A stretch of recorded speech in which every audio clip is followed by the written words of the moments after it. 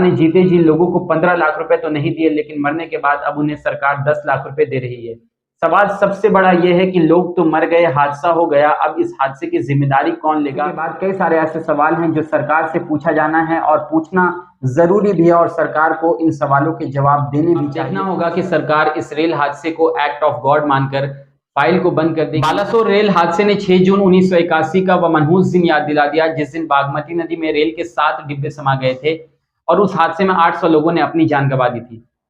उस हादसे को रेलवे इतिहास का सबसे बड़ा रेल हादसा माना गया था, लेकिन किसी को क्या मालूम था कि 2 जून की तारीख को एक ऐसा रेल हादसा होगा जो उस हादसे को भी पीछे छोड़ जाएगा। जी हां, बालासोर से कुछ ही किलोमीटर की दूरी पर एक ऐसा रेल हादसा हुआ जिसमें अब तक 300 लोगों ने अपनी जान गंवा दी है। हजारों की संख्या में तादाद में लोग घायल हैं, जिनका इलाज अस्पताल में चल रहा है। कई सारे लोग ऐसे हैं जो रेल के डब्बों के नीचे, पटरियों के नीचे, मलबे के नीचे अभी भी दबे हुए हैं, उन्हें बाहर निकाला जा रहा है। कई सारे लोगों की लाशें अभी भी बाहर निकल रही है।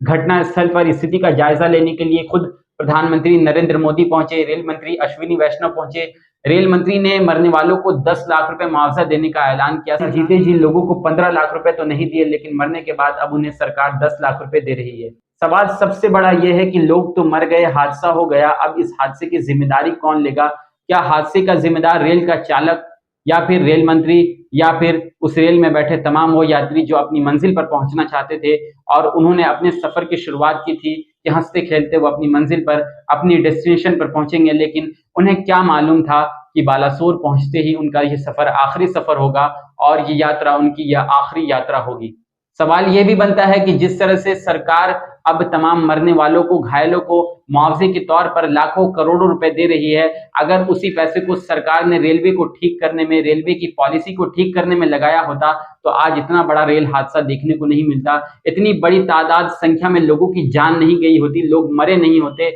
लोग घायल नहीं हुए होते, लोग अपनों से बिछड़े नहीं होते। लेकिन सरकार ने अपनी पॉलिसी, अपनी रेलवे की तमाम चीजों को ठीक करने में उन पैसे को खर्च नहीं किया। जब लोग मर रहे हैं तो सरकार उन्हें मुआवजे के तौर पर कुछ लाख रुपए मुआवजे के तौर पर उन्हें दे रही है। सवाल यह भी है कि जिस तरह से रेल हादसे को ठीक करने के लिए और तमाम जो पॉलिसीज है उसको ठीक करने के लिए सरकार हमेशा से कहती रहती है कि हम जीरो एक्सीडेंट लेकर आएंगे और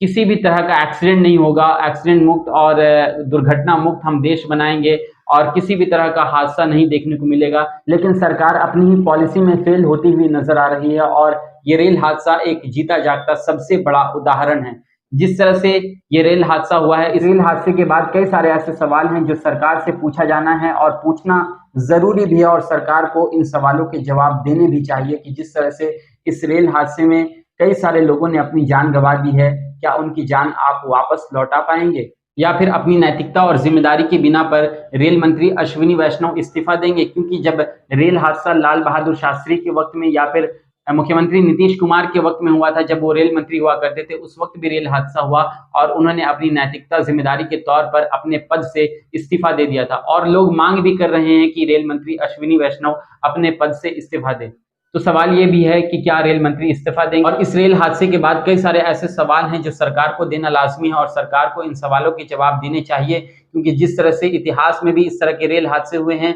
और लोगों को मालूम नहीं था कि इतना बड़ा रेल हादसा फिर 1981 के बाद से हो जाएगा, लेकिन 2 जून की तारीख को कुछ ऐसा होगा, किसी को मालूम नहीं था। और जो मंजर वहां से निकल कर सामने आ रहे हैं वो रूह को कपा दे रहे हैं, सहमा दे रहे हैं, और जिसने भी उस मंजर को देखा, लोग देखकर डर गए, सहम गए और उनके रोंगटे खड़े हो गए, क्योंकि इतना भयावह मंजर था। लोगों की चीखों पुकार और हर तरफ लाशें ही लाशें नजर आ रही थी, हर तरफ सिर्फ लाश के टुकड़े, कहीं पर हाथ, कहीं पर पांव, कहीं पर सर, कहीं पर खून ही खून दिख रहा था। और इसको देखकर लोग सहमे हुए थे और अपने से अपने बिछड़ गए। इस हादसे के बाद लोगों की जान चली गई, लोग घायल हो गए और कई सारे लोग ऐसे हैं जो अपनों से अब तक मिल नहीं सके। अब देखना होगा कि सरकार इस रेल हादसे को एक्ट ऑफ गॉड मानकर फाइल को बंद कर देगी या फिर इस गलती से सीख लेगी और आगे भविष्य में इस तरह का रेल हादसा, दुर्घटना ना हो, ऐसी कुछ सिस्टम बनाई जाएगी, ऐसी कुछ तकनीक लाई जाएगी और सरकार अपने